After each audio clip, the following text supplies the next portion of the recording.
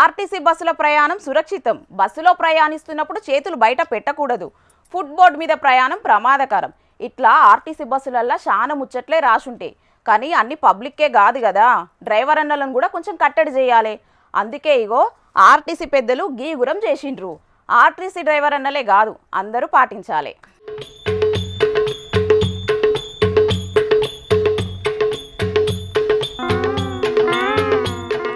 బండైనా bus అయినా లారైనా కారైనా driving చేయంగా phone మాట్లాడుడు common అయిపోయింది ఈ నడుమ. ప్రజా రవాణా వ్యవస్థగా చెప్పుకునేటి ఆర్టీసీలో కూడా గంతే ఉన్నదుల్లా. నిన్న మొన్నటిదాకా బస్సు నిండా ప్రయాణికులున్నారన్న భయం కూడా లేకుండా బస్సు తోలుకుంటేనే ఫోన్లు మాట్లాడుతాండ్రు కొందరు డ్రైవర్ అన్నలు. అట్లా జయంగా టక్కర్లు కూడా ఎన్నో జరిగినాయి ఇదివారకట్లా. ఆటికి చెక్కు పెట్టేతందుకే ఈ కాన్ నుంచి ఫోన్లు బందాట ఆర్టీసీ బస్సులల్లా.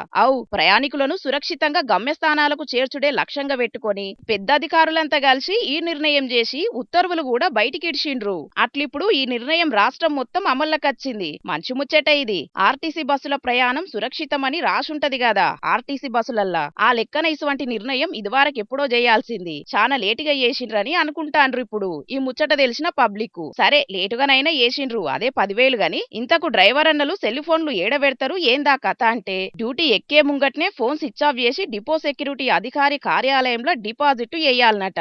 మళ్ళా డ్యూటీ అయిపోయినాకనే తీసుకోవాలన్నట. మరిగా ఏదన్నా అత్యవసరం ఉంటది, ఇంటికాడోళ్ళు ఫోన్ చేస్తారు. అప్పుడు ఎట్లా అంటే అసవంటి ముచ్చట్లు చెప్పేటందుకు ఏ డిపోకు ఆ డిపోలోనే ఓ సెల్ ఫోన్ నంబర్ ను అందుబాటులో పెడతారట. అంటే ఏదన్నా ఎమర్జెన్సీ ఉంటే డ్రైవర్ అన్నల ఇంటోళ్ళు ఆ నెంబర్ కు ఫోన్ కొడితే బస్సు కండక్టర్ కు ఫోన్ కొట్టి మాట్లాడిస్తారు అన్నట్టు. మొత్తానికి ప్రయాణికుల బాగుగోరి మంచి ఉపాయమే చేసింది తెలంగాణ ఆర్టీసీ. కానీ అంతటా షాల్ కాలేదటనుల్లా ఈ రూలు. పైలట్ ప్రాజెక్టు కింద తొలుత కొన్ని డిపోలను ఎంపిక చేసిండ్రు. ఎట్లుంటదో చూసినాక అన్ని డిపోలల్లా అమలు చేస్తారట.